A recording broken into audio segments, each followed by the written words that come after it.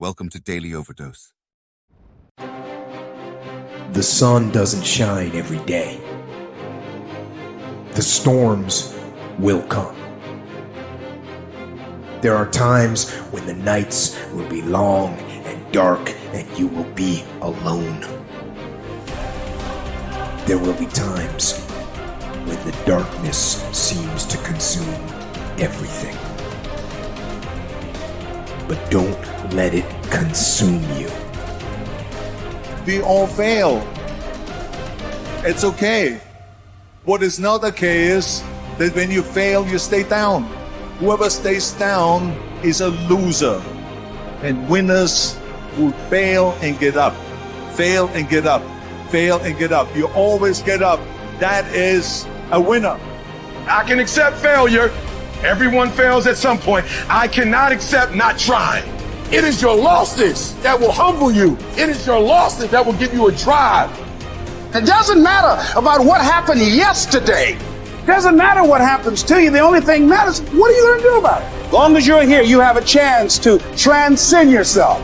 You can decide that you're going to stand up to life. It's necessary you take responsibility for it. That you don't give up, that you don't take any objection or disappointment or defeats personally. So yes, I'm in charge here. I'm going to do something about this situation. When you embark this journey, you must know that it's going to go down before it comes up. But when it comes up, it's going to go so much higher than you've ever been. Sacrificing today for tomorrow's betterment. But if you didn't know that, you didn't prepare for that, think something's wrong, maybe it's time to stop. No, it's time to move even further. You have to be equipped mentally to endure this process. Knowing what you're about to go into is step one.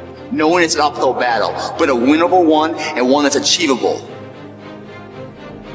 Only those who are willing to risk going too far can possibly find out how far one can go. I want to see how far I can go. I want to see what I can accomplish. I want to see what I can do, what I can be, what I can have. I want to see. I don't want to see what I think I can do. I don't want to see what I think is possible. I want to see what my life would look like if I didn't count the cost. Because if you count the cost and you see how much it costs, you might quit. So you got to go in knowing that I don't count the cost. I do as many push-ups as it takes, as many sit-ups as it takes, as many reps as it takes. I pay whatever the price is. You get to a point when you don't count it. You just do whatever it takes to get whatever you want. So you got to consider before you start anything, what is a commitment level? If you commit to something, you don't stop until you win. Wake up in the morning, you rise and you grind. You join that health club, don't quit. You started that business, don't quit. Your mind has got to be steadfast. Your mind's got to be locked in, no matter what. Because we are champions, and we never quit.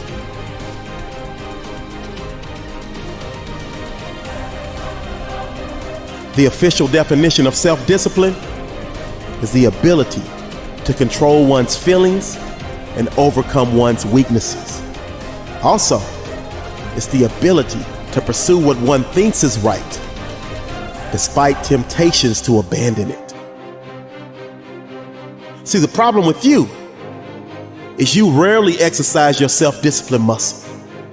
You just go with the flow. No backbone whatsoever.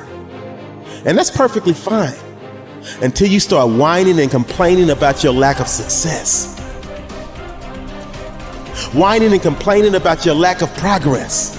Whining and complaining that you're not gaining any momentum and you can't seem to get ahead in life. You're wasting a bunch of percentage here. We have 80 more percent that we're not tapping into because in this other 80% is suffering, pain, failure, self-doubt, darkness, and then a whole bunch of light. But to get to this light, we gotta go through all of this. So a lot of us know that.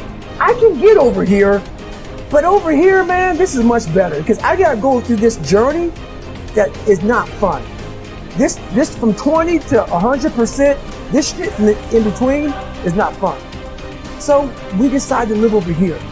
So everybody goes, how do you do that? You know exactly how to do it. You know exactly, it's not a magic trick.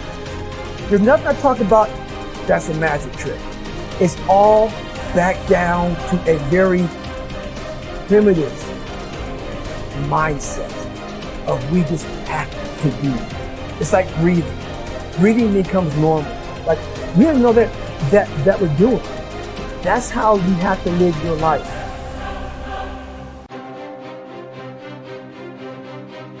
Truth of the matter is that you have a lot of potential as a child, but none of that is capable of manifesting itself as freedom before you become disciplined. And discipline is a matter of the imposition of order, and the order is necessary, especially for people who are hopeless and nihilistic. And what does it mean? Well, it doesn't mean, geez, I hate getting up at 8 o'clock in the morning to get ready for work. That just means that you're not very disciplined, you know, or maybe that it might mean something deeper. But I'd start with lack of discipline before, you know, rearranging your whole life. Because you might say, well, I hate getting up at 8 o'clock in the morning no matter what I'm doing, and then it's not your job. I don't mean don't do difficult things.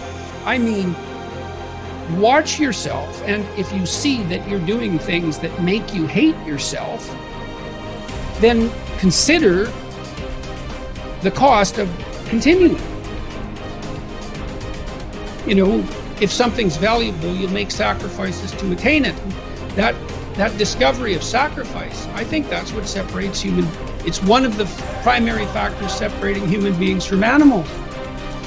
Because we discovered that we could let go of something we value in the present, and we would gain something we value even more in the future. When that alarm clock goes off at 4 or 5 in the morning, your mind says no. You just say, this is what we do. It's what we do now.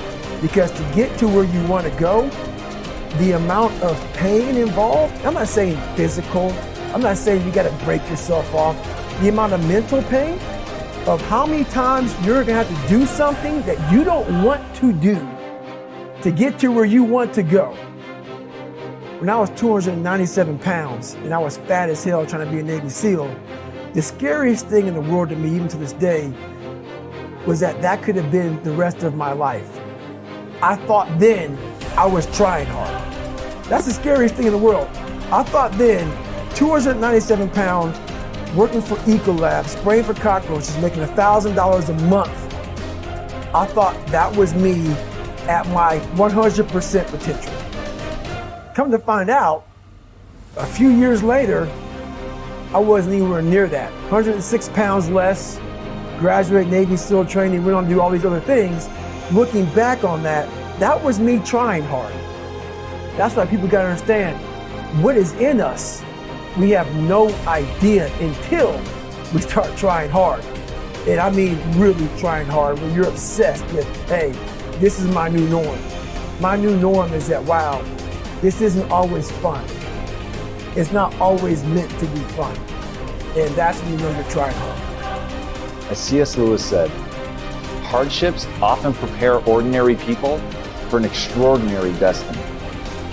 People look at their past to decide who they are. People look at their past to decide who they can be.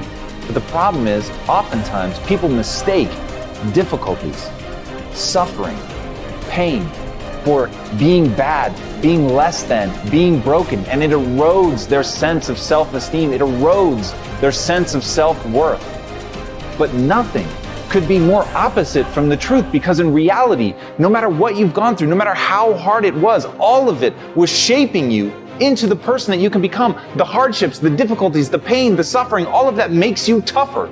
It is literally in the difficulties that you begin to find just how much you're capable of. It's in the suffering that you find out how resilient you are. It's in the pain that you can rise up and get tough.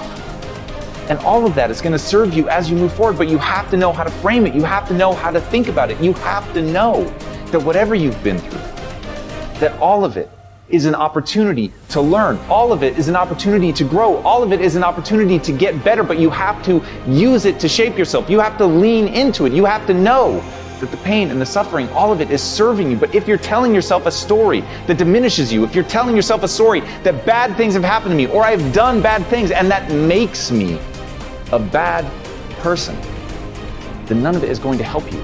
And you're always going to move backwards. And it's going to be this stress and this pressure that's pushing you backwards. Instead, if you could put it behind you, said it pushes you forward, it propels you to be more, then no matter what's happened to you, you can become something truly extraordinary.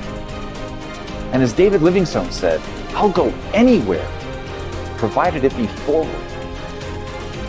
You can't wait for somebody else to make your life better. You got to make your life better. You got to focus on you. Now, I'm not saying forget the rest of the people, but I'm telling you to get rid of the things that are not making you strong, that are not making you better, that are not making you efficient, that's not putting you in a better place, that's not giving you the strength that you need to keep living the life that you have been given. Don't you give up on life, because once your life is over, you can't come back. Leave your mark. Help someone. Lift someone up when they're down. Be the strength for others when they're weak. And maybe when you're at the weakest point in your life, someone will lift you up. Because we all struggle. No one is immune to it. So keep fighting forward. Don't give up.